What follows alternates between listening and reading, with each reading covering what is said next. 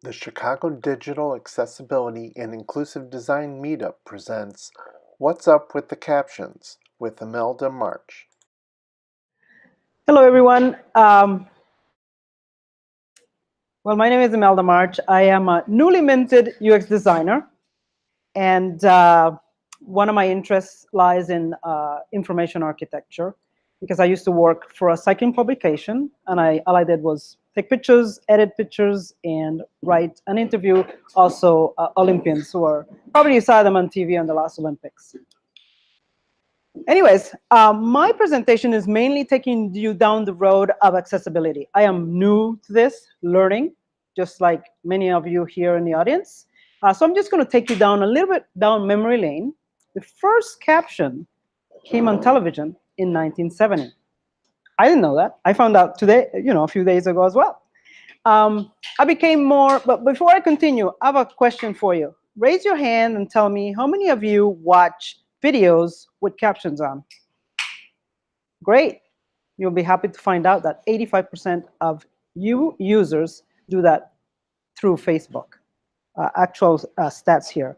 So once again, I'll just take you down memory lane. In 1970 was the first time that caption appeared on television. That would be black and white television for some of you who don't know that there was such a thing. In 1982, there was a National Caption Institute that developed real-time captioning for television.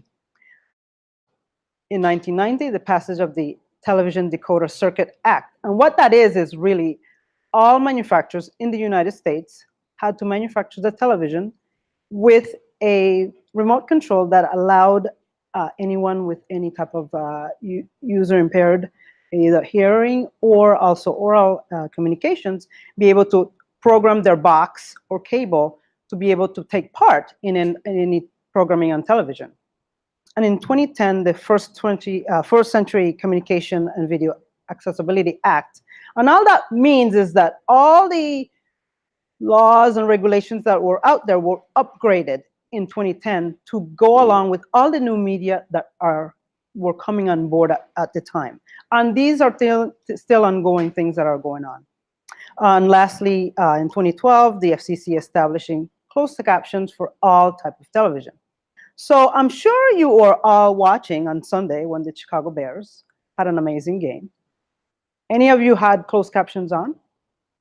Well, I did, only because I wanted to see whether or not they were really the transmission of that programming was really keeping up with all the announcers, and it was pretty close. One of the other things I wanted to kind of enlighten you with, that there are 3 organizations that actually moderate all these captioning and all the type of accessibility requirements that are out there. And as you are designers, marketers, and also salespeople, you will be considering this before you even think of anything. When you're thinking about your marketing campaign, as our first speaker mentioned, you will be talking to your other staff members and talking about what type of accessibility frameworks you'll be inserting in your programming. So we have the CVAA, the FCC, and the ADA. And here will be a little bit more broadly explained in my graphic of telling you what each one of them does. The first one is the, as I mentioned, the Communication Video Act, which also covers all web videos that you see through streaming, and also television, media, and also movie and trailer clips. And then also the oldest of them all, FCC, which, the Oscars and other awards that are coming up, they'll be watching very closely what those presenters says, because, they can get fined for, saying things that are not really up for family time, right? And last and not least, the ADA, the American Disabilities Act, that really hones on the online services that are provided through government. So one of the things I wanted to highlight in this is that any organization that accepts government funding must, number one, be following the FCC and the ADA. Many of them will have video access, and then that's when the First Century Video Act will come into place. But FCC and ADA are principally in many of the things that many users have access to today. One of the ways to create the quality in any of the productions that you may have is to ensure that, as was mentioned by our speaker number one, is that you are talking to all your staffing involved to ensure that these considerations are plain in sight and they're developed up front. Just like any type of construction, when you see they clear out the area, then they come up with the bricks and mortars and everything that goes. This is kind of the foundation. Foundation accessibility is always going to be first as we move along to ensure that all users are included in your programming. And one of the other things, as I mentioned earlier, 80% of individuals watch videos using captioning, because you may be in a meeting, not paying attention to the boss, right?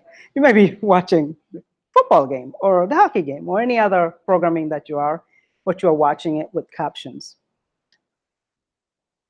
So in summary, captions help bring all your users in on not only captions, but any type of mechanism that allows other users to participate in your programming. And last but not least, caption early and often. Yes, you may think as you are planning things, oh my God, I have to look at my HTML. Oh my God, I have to look at the color and the contrast. But all these things are important because maybe you're good today, like we are all perhaps are operating under what we would say usual and customary procedures, but maybe later you may have some type of disability that you may need captions, or you may need that screen reader or any type of oral communications through your device. Last but not least, here's my information. If you want to contact me later, you can. These are the hashtags that we're using today. And once again, my name is Imelda March. I'm a UX designer.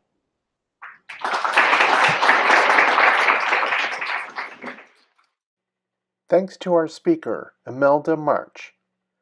Connect with her on LinkedIn at linkedin.com/IN/IMELDAMARCH. Follow her on Twitter at username HCRAM1. Follow her on Instagram at Imelda.March. Thanks to our venue sponsor, The Nerdery. Visit them online at nerdery.com. Live captions provided by ACS, Alternative Communication Services. Visit them online at acscaptions.com.